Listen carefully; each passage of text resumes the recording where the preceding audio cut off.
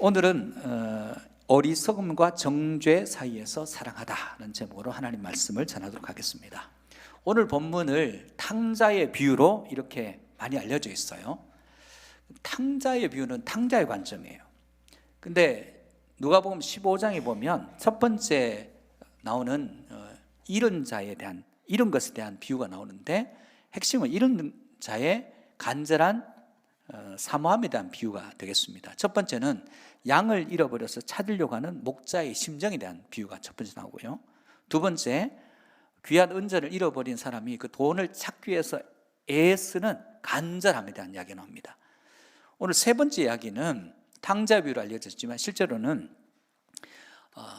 집을 나간 아들을 하염없이 기다리는 아버지의 사랑에 대한 이야기예요. 그래서 어떤 면에서 보면 아버지의 입장에서 봐야 되고, 그 다음 목자 입장에서 봐야 되고, 돈을 잃어버린 자들의 그 심정의 입장에서 본문을 봐야 이 본문이 정확하게 이해가 됩니다. 그렇다면 오늘 본문을 통해서 우리가 배워야 될 것은 뭐냐면, 집을 나가서 잃어버린 그 자녀를 간절하게 사랑하는 아버지의 마음이에요. 그 아버지의 마음을 우리 헤아리고 그 아버지의 사랑을 배워야 되겠습니다. 여러분, 오늘 본문을 통해서 각자의 입장이 달라요. 아버지의 입장, 첫째 아들의 입장, 둘째 아들의 입장이 다른데 각 입장별로 한번 살펴보겠습니다. 첫 번째는 아버지를 떠나려는 둘째 아들의 마음은 어리석음이라는 거예요. 본문 11절에서 20절까지는 오늘 시간이 많이 갔기 때문에 읽지는 않겠습니다. 내용은 보면 둘째 아들이 아버지에게 재산을 달래서 그 재산을 받아서 챙겨서 타고 가는 이야기예요. 가서 잘 살았으면 좋겠는데 허랑방탕하다가 다 탕진하고 흉년이 돼서 어려워져서 들러가서 돼지 치는 거, 유대인들이 싫어하는 거거든요, 돼지는. 그런데 돼지 치고 그 쥐염 열매로 배를 불리고자 하는데 안 되어서 나름의 생각하는 거예요. 도저히 안 되어서 이제는 한 가지 생각, 아버지 집이 생각나서 가서 이제 이렇게 얘기해야 되겠다. 아버지 아들 아닙니다. 이제 품꾼 중에 하나로 여겨주시고 먹고 살게만 해주십시오. 이렇게 하면 혹시 아버지가 받아주지 않을까, 이런 막연한 기대감으로 돌아가야 되겠다 생각하는 거예요. 그렇다면 왜 아버지를 떠났을까요? 여러분, 2002년도에 한 카드 회사가 이런 광고로, 광고 카피가 유행한 적이 있어요. H카드인 걸로 제가 기억하는데, 그 내용이 뭐냐면 열심히 일한 당신 떠나라. 2002년도에 우리가 월드컵이 유행할 때 한마디로 말해서 이 광고의 목적은 카드 많이 써라, 가서 여행 가서, 이런 얘기예요. 소비 좀 많이 해라. 그때부터 나온 이야기들이 뭐냐면 내가 나를 위해서 이거 샀어요, 이런 단어들이 쓰기 시작했어요. 이전까지는 열심히 했는데 자기를 위해서 사는 삶에 대한 방향전환은 없었는데, 이 광고 이후부터 한국 사회에 내가 나를 위해서 화장품 하나 샀어, 내가 나를 위해서 여행 티켓을 하나 끊었어, 내가 나를 위해서 어떤 물건을 샀어, 이런 용어들이 나오기 시작했어요. 그런데 나를 위해서 내가 익숙한 자리를 떠나겠어, 이런 용어들이 이때부터 쓰이기 시작했어요. 자, 그렇다면 그 떠남이 어떤 의미를 갖느냐는 거예요. 모든 떠남은, 여행도 마찬가지죠. 모든 떠남은 돌아오기 위한 떠남이라 말씀드렸어요. 모든 떠남은 떠난 자리로 돌아올 때 완성이 돼요. 떠났는데 안 돌아와요. 미완성입니다. 돌아와야 완성이 되는 거예요. 모든 인간은 자신의 삶의 자리에서 열심히 삽니다. 근데 그 열심히 살던 삶의 자리가 어느 순간 꼴도 보기 싫을 때가 있어요. 그 떠나고 싶은 마음이 생겼어요. 그 떠나려고 하는 거예요. 그럼 떠나면 무슨 방법이 있나, 뾰족한 수가 있느냐? 그건 아닌데, 뭔가 떠나면 새로운 일이 있을 것 같아요. 막연하게 떠나기만 하면 새로운 일들이 내 앞에 펼쳐지고 인생에 획기적인 일이 일어날 것 같은 마음이 드는 거예요. 아버지를 떠나려는 자식은 그냥 막연해요. 그냥 떠나고 싶은 거예요. 아버지 떠나면 잘 될 것 같아요. 떠나보내는 아버지 입장은 인생의 경험을 가지고 있기 때문에 저 자식이 아버지를 떠나면 어떻게 될지 뻔히 보여요. 그런데 그 자식이 떠나서 실패함을 통해서 배우지 않으면 절대로 못 배워요. 마음 아프고, 그리고 속은 상하지만 떠나라는 자식을 잡진 않아요. 보내요. 보내서 깨우치고 돌아와서 새로운 인생이 되기를 바랄 마음으로 마음 아프게 떠나보내는 거예요. 한마디로 엄청난 대가를 지불하면서 보내는 겁니다. 자기도 고통스럽고 가서 실패할 자녀도 고통스러운 거예요. 여러분 말씀드렸지만 어버이 진자를 제가 파싱해 드린 적이 있어요. 설립자 밑에 나무 목자입니다. 어버이 진자, 친할 진자가 설립자 그 밑에 나무 목자, 그리고 옆에는 볼견자예요. 자식이 어느 순간 아버지, 부모를 떠나려고 할 때 부모는 잡지 않습니다. 떠나가는 자식을 서서 본다. 이게 첫 번째 의미예요. 떠나가는데 잡으면 이 자식이 못 배워요. 그러니까 보내는 거예요. 보내놓고 난 뒤에 멀어져 가는 자식을 보기 위해서 나무 위로 올라가서 멀어져 가는 자식을 보면서 눈물 짓는다. 이게 어버이 진짜의 의미라는 거예요.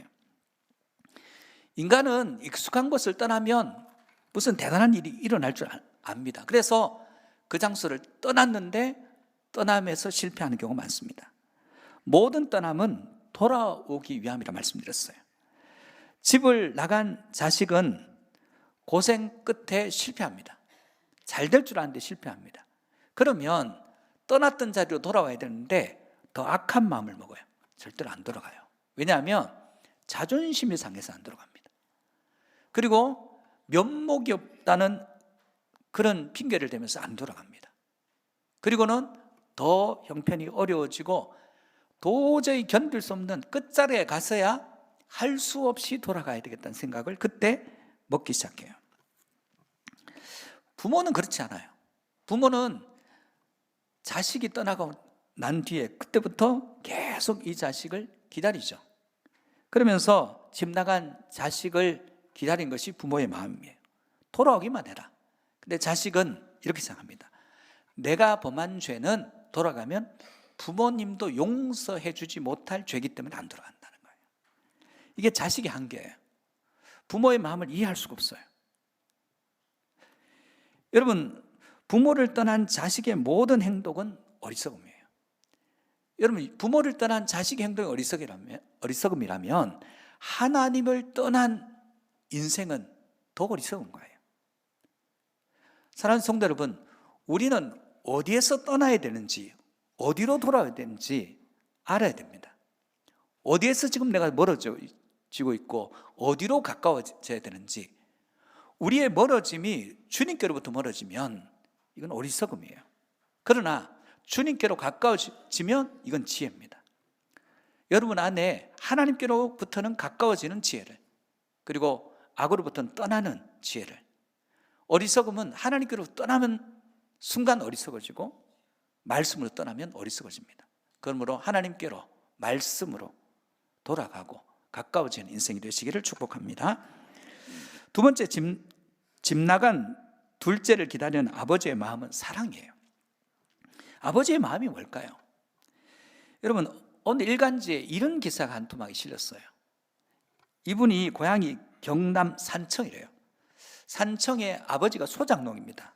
붙일 땅이 없어요. 그래서 남의 밭과 논을 붙이는 소작농이니까 가난해요. 근데 자식은 좀 잘 키우고 싶었나 봐요. 그래서 산청에서 대구로 중학교 때 유학을 보냅니다. 유학을 보내서 이 아이는 나보다는 더 나은 삶을 바라기 때문에 없는 돈 있는 돈 끌어모아서 보냈어요. 보냈는데 이 아이가 철이 없었는지 그냥 놀다 보니까 방학 때 이제 집으로 내려가야 되는데 성적표를 받아보니까 1학년 8반 누구누구 68명 중에 68등. 이거 들고 갈 자신이 없는 거예요. 자기 아버지가 자기를 어떻게 생각하는지 아니까 이거 들고 갈 자신이 없어요. 그래서 아버지는 글을 모르니까 내가 좀 고친다고 아버지가 눈치챌 수 있는 거 아닐 거야. 그러면서 그 잉크를 교묘하게 지우고 거기다가 일자를 탁 썼어요. 68명 중에 1등 들고 왔습니다. 아버지께 위조된 성적표를 딱 드리니까 아버지가 보면서 웃어요. 그 아들이 왔다는 소식을 듣고 주변의 사람들이 누구누구 자식 왔나 묻습니다. 왔다 하니까 성적 잘 받았더나, 앞으로 봐야 알겠지만 이번에는 1등 했더라. 그랬더니 동네 사람들이 그럼 가만히 있으면 안 되지, 한 통 내야 되겠네. 그래서 이 아이가 바깥을 나가서 오니까 집에 보물리로 돼지 한 마리가 잡혀 있는 거예요. 돼지를 잡아서 잔치한 거예요. 이 아이가 자기 집에 재산 1호가 돼지인데 그 돼지를 잡은 아버지를 보면서 죽고 싶은 마음이 들어요. 중학생인데. 강가에 가서 물에다 고기를 쳐박고 숨을 안 쉬고 있어 보니까 답답해서 일어났어요. 그러는데 새로워졌어요. 이 아이가 새로워지고 내가 이렇게 살아서는 안 되겠다. 그리고 새로워지고 난 뒤에 오랜 세월이 지나서 이제 자기 아들이 중학생 나이가 되었을 때 이제 자기 아버지 집에 아들을 데리고 가서 얘기합니다. 아버지, 어머니, 옛날에 중학교 때 내 성적은 그러니까 아버지가 됐다마. 다 알고 있다. 애 듣겠다. 그만해라. 그래서 자기는 지금 박사학위를 받고 대학 교수가 됐고 그 대학의 총장이 되었는데 아버지가 왜 그렇게 했는지를 묻지를 못하겠다라는 거예요. 왜 그렇게 하셨는지. 왜 알면서 그때 다 알았는데 왜 얘기를 안 하시면서 그 하나밖에 없는 돼지를 잡았는지, 대학 총장이 되고 박사학위를 받았는데 지금도 아버지 마음을 잘 모르겠다는 거예요. 아버지의 마음을 자식은 이해할 수가 없어요. 그러면 우리는 하나님 아버지의 마음을 알 수 있을까요? 하나님 아버지의 마음을 우리가 어떻게 알겠어요? 오늘 본문 20절 하반절에서 24절까지 아버지의 마음을 한번 살펴보겠습니다. 같이 보시겠습니다. 아직도 거리가 먼데 아버지가 그를 보고 측은히 여겨 달려가 목을 안고 입을 맞추니 아들이 이르되 아버지 내가 하늘과 아버지께 죄를 지었사오니 지금부터는 아버지의 아들이라 일컬음을 감당하지 못하겠나이다 하나 아버지는 종들에게 이르되 제일 좋은 옷을 내어다가 입히고 손에 가락지를 끼우고 발에 신을 신기라. 그리고 살찐 송아지를 끌어다가 잡으라. 우리가 먹고 즐기자. 이 내 아들은 죽었다가 다시 살아났으며 내가 잃었다가 다시 얻었노라 하니 그들이 즐거워하더라. 우리 인생에서 떠난 자가 있고요, 떠나 보낸 자가 있어요. 누가 더 고통스러울까요? 여러분, 고통은 언제나 떠난 자의 몫이 아니라 떠나 보낸 자의 몫이에요. 여러분, 집을 떠난 아들보다 더 고통스러운 것은 집 떠난 아들을 둔 아버지가 훨씬 더 고통스러워요. 자식을 잃어버린 부모는 살아있는 모든 감각이 고통이에요. 여러분, 시각, 미각, 청각, 후각, 촉각 모든 감각이 고통입니다. 여러분, 보이는 것, 어떤 아이의 뒷모습 보니까 집 떠난 아들의 모습 같아요. 보는 것이 고통이에요. 음식을 먹는데 내 자식은 배를 골진 않을까? 먹는 것이 고통이에요. 그 다음에 들리는 것은 아들의 음성이에요. 아들의 음성이 들려서 듣는 것이 고통스러워요. 여러분, 아들의 그 냄새가 기억나서 냄새 맡는 것도 고통입니다. 아들을 만졌던 손은 그 아들의 느낌 때문에 고통스럽습니다. 모든 것이 고통이에요. 기다리는 것은 고통입니다. 집을 나간 자보다 집 나간 아들을 둔 아버지는 모든 것이 고통이에요. 그런데 드디어 그 아들이 돌아왔어요. 얼마나 기뻤을까요? 그 아들이 돌아와서 아버지 앞에 이렇게 얘기합니다. 아버지, 이제는 저 아버지 아들 아닙니다. 품꾼 중에 하나로 봐주십시오. 저는 품꾼보다 못합니다. 회개했을 때 아버지가 네가 회개하는구나 받아준 게 아니에요. 회개하든 말든 이거 관심도 없어요. 들리지도 않아요. 우리 많은 사람들이 회개했기 때문에 받아준다고 생각하는데 아버지는 그렇지 않아요. 존재 자체를 기뻐하는 겁니다. 그 아들이 왔어요. 왔으면 된 거예요. 옷을 갈아입히고 가락지를 끼우고 발에 새로운 신을 신기고 잔치를 베풉니다.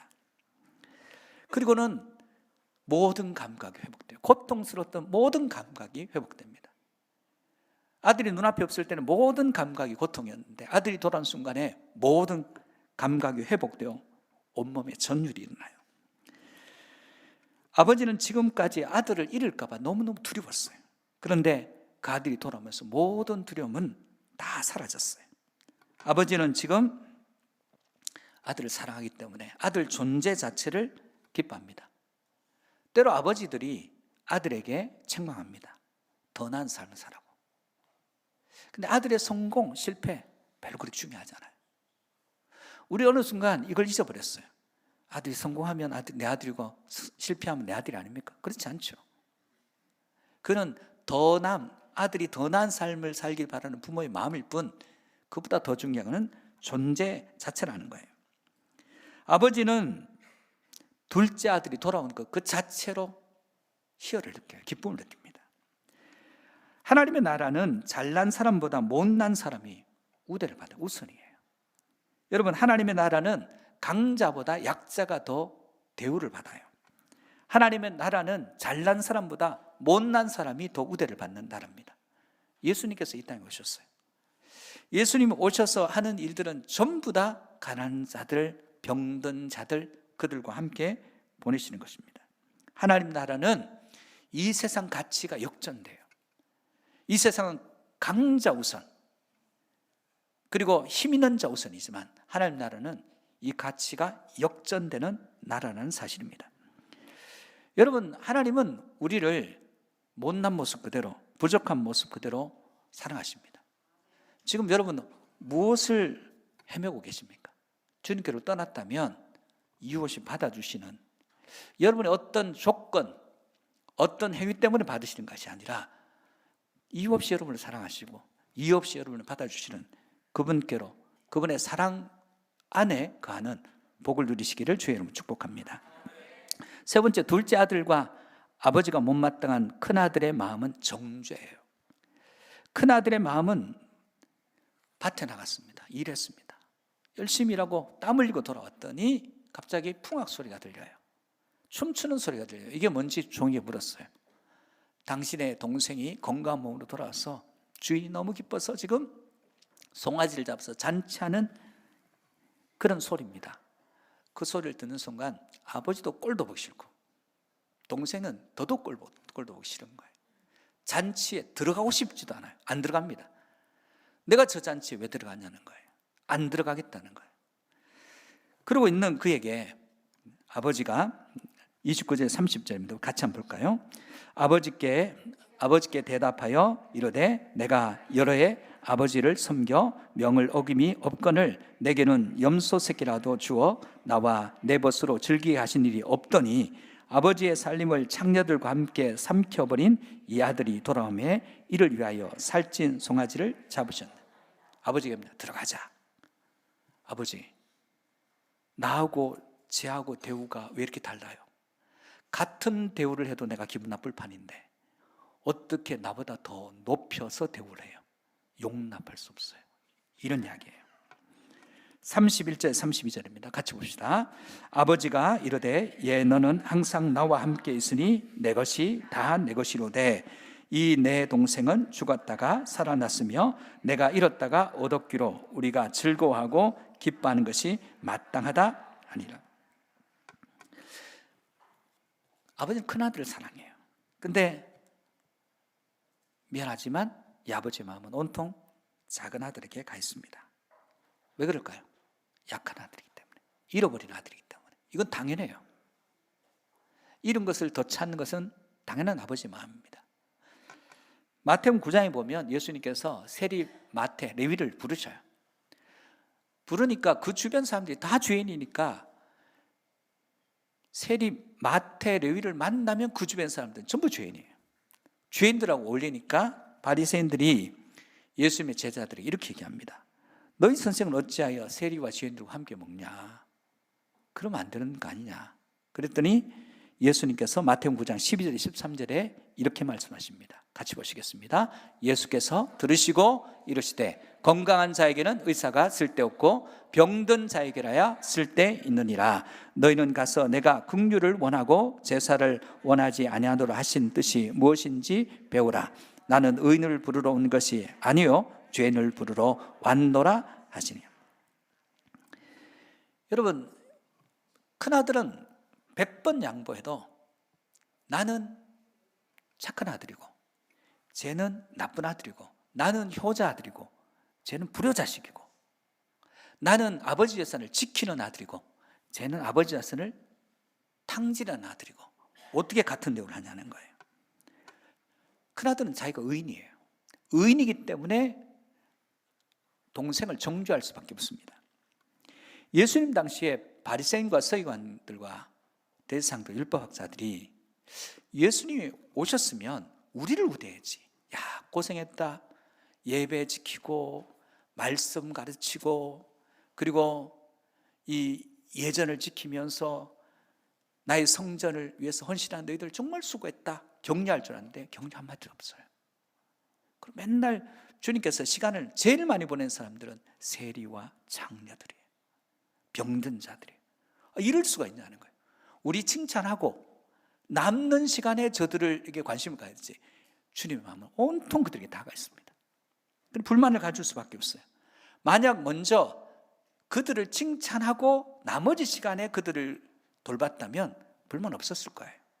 근데 자기들은 맨날 독사의 자식들이라 그러고 틀렸다 그러니까 우리가 얼마나 수고했는데 이런 마음에 우리는 의인이고 쟤네들은 악인인데 우리를 이렇게 홀대할 수 있냐 이런 거예요. 여러분 교회 안에서도 이런 구조가 있습니다. 여러분 중에 의인이 있냐고요? 세상에 죄인뿐입니다. 의인이 없어요. 로마서 3장 9절에 12절 너무 많이 읽어서 이제는 식상하죠. 같이 다시 보겠습니다. 9절에서 12절입니다. 시작. 그러면 어떠하냐? 우리는 나으냐? 결코 아니라 유대인이나 헬라인이나 다 죄 아래 있다고 우리가 이미 선언하였느니라. 기록된 바 의인은 없나니 하나도 없으며 깨닫는 자도 없고 하나님을 찾는 자도 없고 다 치우쳐 함께 무익하게 되고 선을 행하는 자는 없나니 하나도 없느니. 여러분 근데 어떻게 우리가 구원받아요? 은혜죠. 우리 공도 없어요. 하나님 은혜입니다.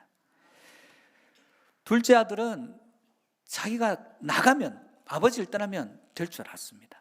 실패했습니다. 그러나 그건 돌아왔어요. 아버지는 고통스럽게 아들이 돌아올 때까지 기다렸습니다. 끊임없이 아들 존재 자체를 기뻐합니다. 그런데 큰 아들은 아버지도 이해가 안 되고 동생은 더더욱 미워요. 정죄의 시각으로 동생을 바라봅니다. 여러분 아버지 재산을 미리 가져갔기 때문에 아버지 재산이 커질 수 있는 것들을 챙겨갔기 때문에 자기 재산에도 손실이 있다고 그렇게 생각해요. 그래서 큰아들은 자기가 의인이에요. 여러분 의인은 천국 못 갑니다. 아시죠? 죄인이 천국 갑니다. 주의 죄인입니다. 하나님의 은혜를 덧입은 자만 천국을 가는 거예요. 탕자의 비유를 기록한 사람은 루카스라는 의사입니다. 헬라적인 표현들이 있죠. 그리스 로마적이라 그렇게 표현합니다. 근데 그리스 사람이 쓴 탕자 이야기가 또 있어요. 성경 이야기는 조금 다른 이야기인데 둘째 아들이 좀 뭐라 그럽니까? 방탕한 것은 똑같아요. 큰아들은 효자고 둘째 아들은 방탕하고. 그리고 이 둘째 아들은 가서 뭐 술도 어마어마하게 먹어가지고 건강도 많이 해쳤고 막 살았어요. 근데 이 두 아들이 어느 날 같이 여행을 가다가 해적들에게 잡혔어요. 잡혀서 편지가 왔습니다. 아버지에게 몸값을 보내라. 몸값을 주면 풀어주겠다. 그래서 아버지가 재산을 다 처분해가지고 들고 갑니다. 갔더니 한 명분 몸값밖에 안 되는 거예요. 자, 지금 큰아들은 건강해요. 둘째 아들은 병들었어요. 병이 깊어서 오늘 죽을지 내일 죽을지 모르는 상황입니다. 이 두 아들 중에 선택해야 되는 거예요. 아버지가. 그때 선택하라고 얘기합니다. 둘째 아들이 얘기합니다. 아버지, 형 데리고 가세요. 나는 아버지한테 잘못한 것도 많고 전 데려가 봐야 며칠 살지도 못 살지도 모릅니다. 병든 저 말고 형 데려가세요 하면서 울어요. 아버지가 누굴 데려갔냐? 형이 아니고 동생을 데리고 가요. 가다가 이 동생이 죽어요. 그 형은 용케도 그 해적의 손에 벗어나서 아버지를 만나요. 만나서 얘기하는 게 아버지 어떻게 그럴 수 있냐고. 내가 아버지를 위해서 얼마나 효자인데 나를 버리고 그 병들고 아버지한테 부렸던 개를 데려갈 수 있냐고. 따져요. 똑같이 얘기합니다. 아버지의 사랑은 똑같아요. 근데 어느 쪽이 기울였어요? 죽어가는 자식에게 더 기울어 있더라는 거예요. 이게 편애일까요, 여러분? 우리는 아버지의 마음을 이해 못해요. 큰아들은 살아있잖아요. 죽어가는 자식을 거두는 것이 아버지의 마음인 거예요. 큰아들은 아버지의 마음을 이해 못합니다. 아버지의 사랑을 큰아들 보고 하라고 하는 게 아니에요. 딱 한 가지만 있으면 됩니다. 긍휼히 여기는 마음, 측은지심이 있으면 돼요. 동생을 향한 측은지심이 있어야 돼요. 그리고 아버지가 왜 저런지 이해를 안 돼요. 아버지의 마음을 헤아려 보려는 마음은 최소한 우리에게 있어야 된다, 그런 얘기예요. 오늘 본문을 정리하겠습니다. 오늘 본문은 떠난 자식을 기다리는 아버지의 사랑 얘기예요. 자식들은 아버지를 이해 못합니다. 그래서 떠나요, 어떤 자식은. 그러나 어려워지면 돌아옵니다. 돌아오면 정죄하지 않습니다. 받아들인 거 아버지 마음이에요. 그러나 아버지 곁에 머무는 자들은 착각합니다. 자기가 더 나은 존재라고 생각해요. 그래서 떠났던 자식을 정죄하기 시작합니다. 여러분, 말씀 내주려고 합니다. 우리 3월 한 달 동안 이 지역에 있는 교회가 존재한 이유는 복음 전하기 위해서요. 우리는 하나님이 창조하셨어요. 그리고 하나님의 낙원에 거하던 존재였는데 하나님 불순종함으로 죄인이 되었고 죄의 결과로 죽음을 받았던 인생이 되었어요. 그래서 모든 인생은 한 번 죽는 것은 정해진 것이요, 그 위에 아무 일도 없었으면 좋겠는데 심판이 있어요. 이 심판을 면하는 방법은 우리를 위해서 이 땅에 인간이 되셔서 십자가를 지어 죽으시고 부활하신 예수 그리스도를 믿을 때 예수 그리스도의 공로로 죽음은 그분이 가져가시고 생명을 우리에게 주시고 지옥은 가져가시고 천국을 우리에게 허락해 주셔서 우리에게 구원의 길을 열어주셨다는 거예요. 그러면 여러분 가정의 남편 아내에게 물어야 될 거 아니에요. 체크해야 될 거 아니에요. 이 예수 그리스도를 영접할래? 거절할래? 영접시키면 되고 거절하면 딴 데 가면 됩니다. 가족이라도. 딴 데서 복음을 전하다 보면 이 가족은 다른 사람의 손길을 통해서 구원할 것을 믿기 때문에 우리는 체크는 해봐야 돼요. 믿을래 말래 체크는 물어는 봐야 돼요. 근데 우리는 안 될 것 같으니까 아예 묻질 않아요. 자식에게도 묻지 않습니다. 남편과 아내에게도 묻지 않습니다. 부모에게도 묻지 않습니다. 물어는 봐야 될 거 아니에요. 우리가 복음을 전한다는 것은 그분을 설복시켜서 예수 믿게 하는 게 아니라 물어는 봐야 될 거 아니에요. 체크는 해봐야 될 거 아니에요. 여러분 마음에 이 체크하고 싶은 마음이 있기를 주의 이름으로 축복합니다. 영접하실래요? 거절하실래요? 거절하면 털고 딴 데 가서 복음 전하면 돼요. 거절에 상처받을 필요가 없습니다. 물어는 줘야 된다는 거예요. 오늘 우리에게 이걸 요청하시는 거예요. 물어는 봐라. 체크는 해봐라. 안 될 것 같은데요. 네 생각하지 말고 물어는 봐라. 전에는 봐라. 받아들이면 좋거니와 받아들이지 않아도 낙심하지 마라. 체크는 해봐야 된다. 여러분 이 3월 한 달 동안, 돌아온 3월 한 달 동안 여러분 삶에 성도든 여러분의 삶의 주변의 사람들에게 영접과 거절을 체크하는 이 한 달이 되시기를 주의 이름으로 축복합니다.